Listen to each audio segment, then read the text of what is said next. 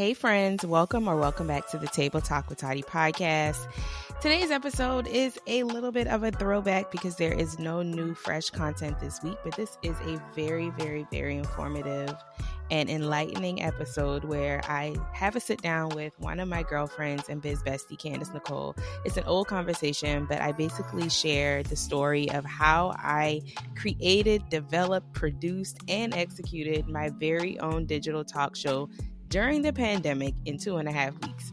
That's all I'm going to say. That's all you need to know. Grab a pen, grab a paper, open your heart, open your mind. It's a really good, quick conversation. I hope you enjoy it. Let's get into today's show.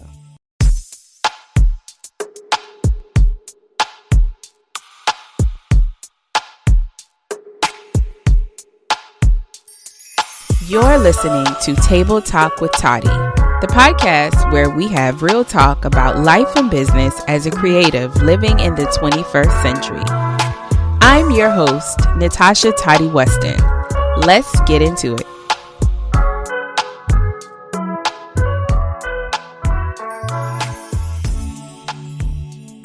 So let's talk about Toddy tonight. So Toddy tonight was actually a childhood dream that I didn't know was a childhood dream until like 5 years ago. So quick little backstory on me. I dropped out of college back in 2011. I was going for nursing. And I've always been into fashion and style. I was like that cousin that everybody would call from the store and say, hey, like, what should I put with this? What should I put with that? And blah, blah, blah. Well, long story short, I dropped out of college. I moved to New York City. I worked for BET Networks when 106 & Park was a thing. And I worked in the wardrobe department. So I've always been in the fashion and entertainment space to some degree. But of course, as years went by, I eventually kind of dwindled a little bit away from it just because like business and just not having the time to focus on it. So I've always wanted a talk show. Like everybody else on the planet, I'm a fan of Oprah, and you know, we've all got that revelation. But I've always wanted a talk show, but I knew that before I could jump right into doing a talk show, I needed to practice speaking and building a platform a little bit less, I guess, significant than a talk show. So I launched my podcast with that in mind 4 years ago at this point. So with having a podcast, my goal was to find success in that, meaning finding a steady process, a system, getting well known in that space. And now that I've mastered that, I was like, well, now is like really time to move into this dream, because realistically, people that have talk shows, 9 times out of 10, a network reached out to them.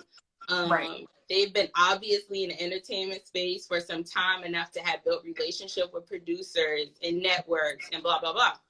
I knew that wasn't going to happen for me when I wanted it to happen. So just like I created a podcast, I was like, you know what? If I want to create a talk show, I'm going to do it myself. I'm going to have to do it myself. So quick story, when this whole pandemic I think when we first started to take it serious, because it was talked about it a long time before I actually paid attention, to be honest. But when they finally like started locking things down, I noticed like a crazy spike in downloads on the podcast. So I was like thinking, oh, everybody's home. Everybody's got time to listen to. I had this full-blown plan. We were at the end of season 6, and I had this plan to take a week off and then dive straight into April. I had all of these episodes lined up. And when I tell y'all my downloads went down like I've never seen it, it was almost like my show was non-existent. Wow. So plans changed completely. I was like, you know what? I'm not going to just get stuck here. It's time for me to pivot. I had to pivot very fast. And so I always tell people when they talk about the virus, I'm like, you know what? This virus happened for my good, because if it didn't happen, I would have still just been doing what I do. I wouldn't have been stretched. I wouldn't have been kind of pushed in a place to where it's like, okay, you need to crank out your own thing. And so long story short, I was like, okay, well, I'm going to finish out the last episode and I'm going to put the show on hiatus, and I'm going to come back probably in the fall with season 7. Now is the time, Natasha, for you to produce this talk show. And what better way than to do it online? One thing that people are missing, especially us millennial people, we are craving our face-to-face interaction. We can't have that right now due to social distancing. So for me, creating a digital talk show was like the next best thing to kicking it with your girls in the privacy of your own home or out, at a lounge or whatever the case may be. It was a way for me to have my audience feel like I was in the home with them, because we talked about current events, we talk about hot topics, and we drank it. We were taking shots in the premiere. Right. So it was it was fun. a way to have fun. It was fun. It was so much fun. And it just gave me the opportunity to also show people a different side of me. My friends, like, y'all know that I can turn up. But, like, some people don't know that about me. When people see me, they just think about the business side, which is wonderful. But I do think every personal brand especially should be multidimensional. Like, no, you shouldn't just show one side of you all the time, even if that's the side that most people relate to. I do think it's always good to be transparent and kind of let your hair down. And I was craving that. So the show was just something that I pulled all of my years of experience in creating content. And I was like, okay, this is what a talk show would look like to me. This is what I would watch. And I just started putting the pieces of the puzzle together. And I hope that encourages someone, actually, is just do it. Don't wait for that perfect time. Don't wait for that perfect time. Like, because it's never a perfect time. Everything's it's always going to be something that's off. Look, like, she was telling me what was going on behind the scenes leading up to, recording her, her debut. And God, stuff is going to happen. It's not going to be perfect. It's not. But just do it, because Natasha said it. She said if this did not happen, she still would have been, pumping out wonderful episodes for, Table Talk with Toddy, of course. But she wouldn't have, stretched herself. And this probably would have been still the same idea next year. And it wouldn't have been as effective as it is right now.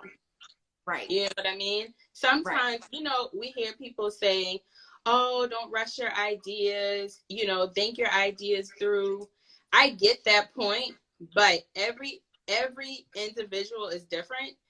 And I think once we learn to understand seasons, we'll understand how important time really is, and how you can have an idea now in 2020, and that same idea, as wonderful as it may be, won't even matter 2 years from now, or it won't penetrate your audience in the way that it was originally intended to do. That part. Because you waited. Because you waited. Just know this. If the seed was planted in you, just hold fast to that, okay? It was planted there for a reason. You already have what you need. And so do it. Because you do not want to miss, you don't want to miss the boat, basically. You don't want to miss the boat. You don't want to miss your mark. We talk about faith a lot, Natasha and I. And so I guess if you can think of maybe 2 things that have occurred during this time, I guess pertaining to, like, your faith, I guess, what would that be? When I finally made up my mind, I put a date on it, because I was like, if I don't put a date on it, this pandemic is going to be gone, and I'm going to keep talking about this talk show. So I'm not even going to tease it. I'm going to release it with a date, because I'm one of those people, if I don't put a date on it, and this is just not happen. It's going to go in the other pile of ideas that I have. It's just not going to happen. So I put a date on it. And so I literally created a show from start to finish in about 2.5 weeks in total. That's from idea in my notebook to full execution on Facebook. Well, let's fast forward to the day of the premiere. Oh, child, let me tell you something. So that day came. I was all excited. Mind you, I hadn't really slept at all that week. When you're doing something big, it's just hard for you to sleep. It don't matter how much preparation you do. It's just, I can't sleep. I was wondering, did I promote this? Did I promote this video? Did I do this? Did I do that? Did I do this? That? Well, the day came and I still had not had a set. Meaning I didn't know how I was going to set up. I didn't have this little monitor back here. I didn't even have my cue cards written out. I didn't have I had nothing. I didn't even know 100% how the show was going to be outlined. I had sent my 2 best friends just like a general overview of what I thought I was going to talk about. But it was that morning where I was like, you know what? If I don't stop panicking, it's going to take away from what the show should be. It's not supposed to be perfect. However it flows is going to be the blueprint for the rest of the season. Yeah. So that morning I was like, okay, God, I hear you. What I'm going to do is I'm going to go and I'm going to buy a monitor from Best Buy. I'm going to put my logo on it. And that's going to be it, because the lens on my camera is so zoomed in, you're not going to see a whole bunch of stuff anyway. Right. So I took some things right off my bookcase back there that I had just thrown, and I set up a little shot glass on top of the candle that had nothing in it, by the way. And that was my set, and it was gorgeous. And nobody knew that morning I had absolutely nothing. Wow. Girl, so, no, for real, hold on. I was like, yo, this is so great. Wow, she really put a lot of, I'm not going to say that you did not put a lot in it, but when you guys see this, that's why I want to encourage you after this, go to @ToddyTonight on Facebook. You have a laptop up right now. Go there and check it out, because you're going to be like, what she's saying right now, you're going to say, no way in the world. No way. I look at it now and I'm like, if I never shared this story, nobody will know how chaotic it was that day. Now, granted, you got to think about the fact that we're in quarantine. I couldn't call my photographer. I couldn't hire a videographer. I couldn't. Every piece of marketing that you saw for that premiere, I did by myself in 2.5 weeks. So so of course I had like an outline, a generic outline of what I wanted. I had the segments already figured out. But one thing about me is when I have a conversation, things just kind of flow. So I was kind of banking on that, and I really didn't go. But then, of course, the devil stopped playing mind tricks on you, and it's like, oh, you should have had this done. You should have had that done. You probably had to say, okay, I put in a lot of work, and it's going to work out the way that it should work out. Yeah. So I went and I got my makeup done at 4:00. My makeup artist was about 15, 20 minutes away. Went and got my makeup done, and I released it. I was like, God, it's gonna work out. It's gonna be almost perfect, if not perfect. And this is going to set the stage for the rest of my life. And I told him that, and I left it at that.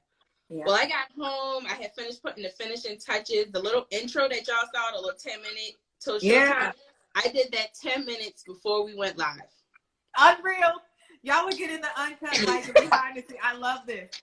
Girl, I did that. I would never 10 minutes. And then get this. So the video that y'all saw, I got it off of YouTube. It had music on it. But y'all know how Facebook is. They'll block you for anything, or they'll mute you. So what I did was I downloaded the video from YouTube, because I like the whole nightlife sky situation. That was the vibe of the show. I downloaded the video, and I put it in iMovie, and I muted it and added some music that was in iMovie already, because, of course, that music you can use anywhere. Right. So that Facebook didn't flag me, because that was all I needed. So I did that, and then I had to figure out how to do the countdown thing, literally 10 minutes before we went live, y'all. I'm not exaggerating. Then on top of that, because it just gets better, the Wi-Fi had been working all day. All day. The Wi-Fi had been working. I had no problem with it. No problems with it. So much so until like noon, I called AT&T, who was my cable provider, and I was like, I need to make sure that we have the best internet in my area. I need whatever I have to pay, I'm willing to pay, because I don't need nothing to go wrong tonight. And the guy was like, yeah, y'all got the highest speed. I just tested it. It's totally fine. Girl, I'm like, I got back home from makeup about 5:30. Every device in the house connected to Wi-Fi was slow, not working, and I'm like starting to feel the panic sinking. I'm like, everybody, cut your devices off. Turn the Wi-Fi off your phone. Like, I was turning everything off. Nothing was working. So I rebooted the modem. It seemed to work for about 10, 15 minutes. Well, now, fast forward. Here we are. Let's see, the show started at 8. It's about 7:30. The Wi-Fi is slow, y'all. Like, when I tell you it was so slow, I was like, Lord, you didn't make me go through all of this to get to 30 minutes to showtime and this internet not work. And what had been happening was when I was doing like test streams on the back end, it would go live, and then it would give me this little alert that says, HD capabilities were decreased because of slow internet speed, and then it would just cut off completely.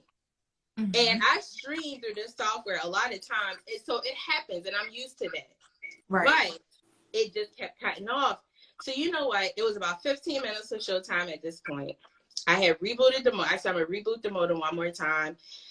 My son, you know, he's got Wi-Fi connected to his Nintendo, the phones, the TV, you know, everything that was connected. I turned the Wi-Fi off and I rebooted the modem. 10 minutes till showtime. I'm like, okay, what I'm going to do is I'm going to save the video from the recording and I'm going to upload it to Facebook on the back end. In worst case scenario, we'll run it as a premiere through Facebook.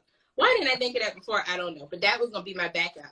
When I tell you that thing was uploading like so slow, like 1% took like 15 minutes, I feel like. What? So I was like, you know what? I remember I was sitting on a chair because I went and sat next to the modem, just hoping it would work. And as the Wi-Fi is rebooting up, I said a prayer and I said, Lord, I know you got me. I know you did not bring me 15 minutes of showtime for this internet not to work. And even if it don't work, I'm going to still find a way to premiere tonight. That was all I said. I turned the software on. 8 o'clock hit. I went live like I normally do. When I tell y'all that stream didn't glitch one time, like out of all of the times I've gone live, I've had some type of issue. It was seamless. It was HD the entire time. I was able to upload a video on the back. Like it worked like butter. I never had a stream go. It was so smooth until we could live interact with the audience, like in the comments. Like right. It was so seamless, Candace. And it was only because of faith. At the last minute, instead of panicking, I said, God, you did not bring me as far to let me drop the ball in front of the whole world. Because God knows I have been promoting and marketing like for a week. And I knew he wasn't going to let me because he gave me the idea. He planted the seed, like you said. So when you just go with the flow, and even if the flow don't flow the way you think it should, it's all for a reason. If that night had flopped, it was for a reason. It could have been because he had 10,000 more viewers for me the next day. Or like whatever it is, you just have to, you have to believe that what he puts in you, when he's ready for it to be released, that's when it'll be released and that's when it'll touch the most people. And when you understand that, it don't matter if things don't go right, it's still right. Oh, I love that. I love that. If things don't go right, it's still right. It's still right. At the end of the day, timing is everything. And it will make sense. And I also do feel like sometimes when things like that happen, I also think it's a test of, you know, this is like 25th hour type of thing, you know, and like, what is she going to do? You know, what is she going to do? You know, what are they going to do in this time? You know what I mean? And still, you know, in your prayer, like, even if I'm still going to figure it out. You know? Maybe it's going to happen at 9 o'clock instead of 8 o'clock. It's still going to happen. It's going to happen. But you know what, Candace? I'm not going to lie. The old Natasha 2 years ago would have been in complete, I would have panicked. I would have lost my whole mind. I lost my whole mind, girl. This is growth. You hear me? Like this was not a thing one time. But, you know, I've just learned, and this, I guess, comes with just experience. You know, Candace and I have known each other for years now. We've gone through some things. You hear me? We've gone through some things. So, like, I had to look at it like, you know, I've gone through worse things. I've made it through worse things. And this is just one little thing, one small little thing to the person that runs the whole world. So why am I sitting here panicking? It's always a solution. And, you know, in this last year, I have been operating out of a place of there's always a solution. It does not matter what it is. It's always a solution. And with this whole pandemic, that's how I've been operating. And I feel like I've been on fire since this thing started. It's like, the whole world was panicked, but I'm not fitting to panic.